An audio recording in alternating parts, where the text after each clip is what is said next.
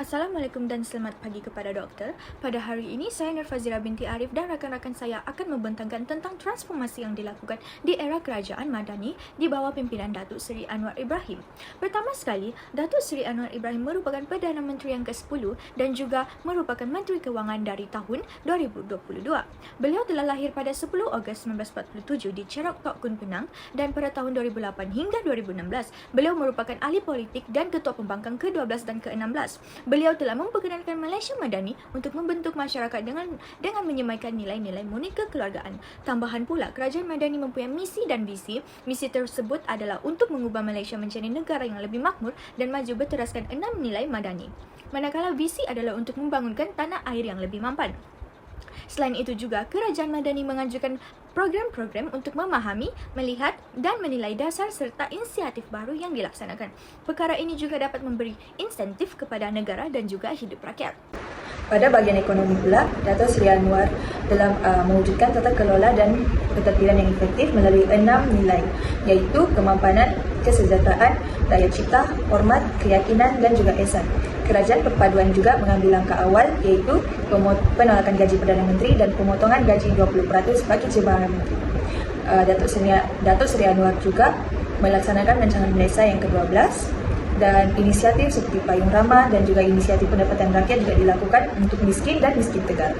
Dari segi pelaburan juga, beliau telah melawati China sebanyak 2 kali dan meraih pelaburan sebanyak ringgit Malaysia 170 bilion. Sementara lawatan yang ke Amerika Syarikat sempena Mesyuarat Kerjasama Ekonomi Asia Pasifik telah menjana ringgit Malaysia 63 bilion pelaburan berteknologi tinggi. 3 keutamaan yang terkandung dalam kerangka berkenaan iaitu membasmi kemiskinan, penstrukturan semula ekonomi serta memulih dan menjana ekonomi turut menjadi keutamaan kerajaan. Assalamualaikum kepada Dr. Rohani dan rakan-rakan sekalian. Saya Nazira Nisah binti Abdul Aziz, nombor metrik BP23110366 akan membentangkan dari aspek pendidikan. Antara kemajuan yang dapat dilihat semasa pemerintahan di bawah Kerajaan Madani adalah KPM menumpukan kepada isu keciciran pendidikan serta masalah literasi dan numerasi, mengubah suai dan menaik taraf sekolah daif terutamanya di Sabah dan Sarawak dan meningkatkan pendidikan digital. KPM juga memperkasakan sekolah model khas komprehensif 9. Menerusi pimpinan YB Puan Fadlina Siddiq, kementerian kini lebih mengambil perhatian terhadap isu-isu infrastruktur di sekolah dalam Malaysia seperti membangunkan semula bangunan daif di seluruh negara. Bukan itu sahaja, bagi meringankan beban guru, KPM telah menetapkan ringkasan rancangan pelajaran harian RPH di peringkat KPM dan pelantikan pengawas peperiksaan awam. Kementerian juga turut menyediakan program rancangan makanan tambahan RMT dan bantuan awal persekolahan iaitu BAP bernilai 150 juta yang diberikan kepada murid pada awal tahun. Hal ini demikian bagi meringankan beban ibu bapa perbelanjaan persediaan persekolahan. Bukan itu sahaja, KPM juga turut memperluaskan pengambilan guru. Buktinya, Kementerian Pendidikan KPM telah melantik seramai 18,972 guru baharu pada tahun 2023 di mana sejumlah 9,155 orang guru ditempatkan di SK, manakala seramai 9,637 orang guru di sekolah menengah. Itu sahaja. Sekian, terima kasih. Assalamualaikum, saya Fashalina binti Sarbi, BP23160612. Hari ini saya akan bincangkan secara kritis transformasi yang dilakukan di era Kerajaan Madani di bawah pimpinan Datuk Seri Anwar Ibrahim melalui aspek politik. Yang pertama sekali ialah harapan perubahan. Era Kerajaan Madani di bawah Datuk Seri Anwar Ibrahim dianggap sebagai kesempatan untuk memperbaiki politik di Malaysia yang terkikis oleh korupsi dan juga ketidakadilan. Seterusnya ialah reformasi institusi. Fokus utama dalam reformasi ini adalah lebih kepada parlimen, kepolisian dan juga kehakiman untuk keadilan yang lebih baik. Seterusnya ialah Datuk Seri Anwar Ibrahim ingin mempromosi keadilan sosial. Di bawah aspek ini, Datuk Seri Anwar Ibrahim berusaha mengatasi ketidakseragaman dan diskriminasi dalam masyarakat multi-etnik. Tetapi tantangan politik dan sosial yang kompleks dalam melambatkan keputusan yang memuaskan. Sini saya akan menyambut bincangan tentang transformasi yang berlaku sepanjang pemerintahan Datuk Seri Anwar Ibrahim dari segi sektor kesihatan. antara transformasi yang dilihat berlaku adalah peningkatan peruntukan untuk pembangunan infrastruktur kesihatan. Sebanyak 10.1 juta ringgit Malaysia telah pun diperuntukkan untuk penaik tarafan 40 buah klinik kesihatan ditambah dengan 6 buah sekolah daif di Kedah. Sebanyak 1.25 juta ringgit Malaysia juga telah diperuntukkan untuk kerja-kerja pembaikan 4 buah klinik di Kubang Pasu. Seterusnya, perubahan yang dilihat berlaku adalah dari segi peningkatan peruntukan bagi bekalan-bekalan serta peralatan perubatan, iaitu sebanyak 5.5 bilion ringgit Malaysia telah pun diperuntukkan untuk bekalan ubat, reagen, bahan habis pakai dan juga vaksin. Sebanyak 766 juta ringgit Malaysia juga telah diperuntukkan untuk perolehan ubat di Hospital KKM, pergantian peralatan luar pembaikan dan juga pemenuhan keperluan untuk pelbagai kawasan perkhidmatan baharu. Saya akan membincangkan transformasi yang dilakukan di era Kerajaan Madani di bawah pimpinan Datuk Seri Anwar Ibrahim dari segi kebajikan rakyat. Pertama sekali, kerajaan perlu stabil bagi memastikan kebajikan rakyat dijaga.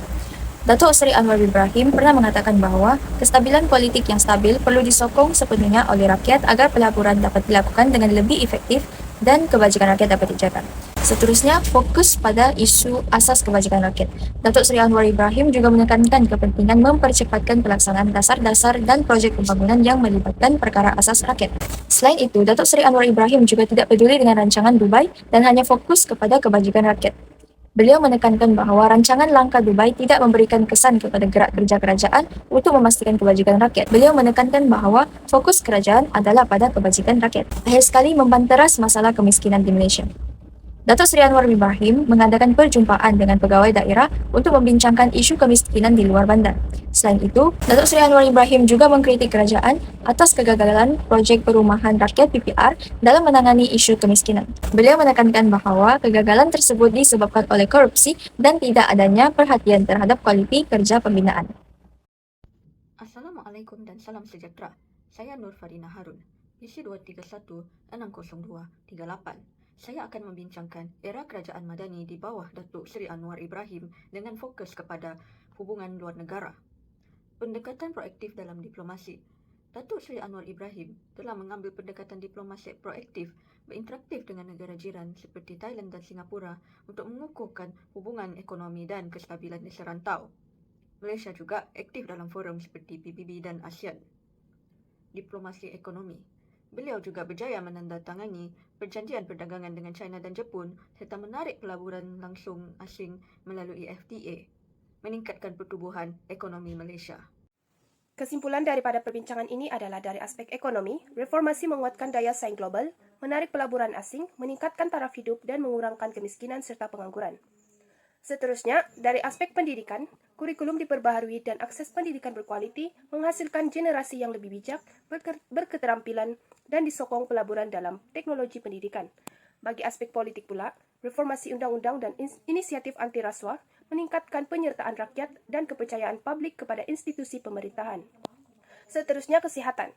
Peningkatan kualiti dan akses layanan kesihatan serta respon efektif terhadap isu kesihatan publik dapat menjaga kebajikan sosial rakyat. Akhir sekali adalah hubungan internasional. Peranan aktif dan berpengaruh Malaysia di pentas dunia memperkuatkan kedudukan negara dalam forum internasional. Transformasi ini diharapkan membawa kemajuan berlanjutan dengan masyarakat terlibat aktif dalam proses demokrasi untuk adaptasi perubahan dinamik.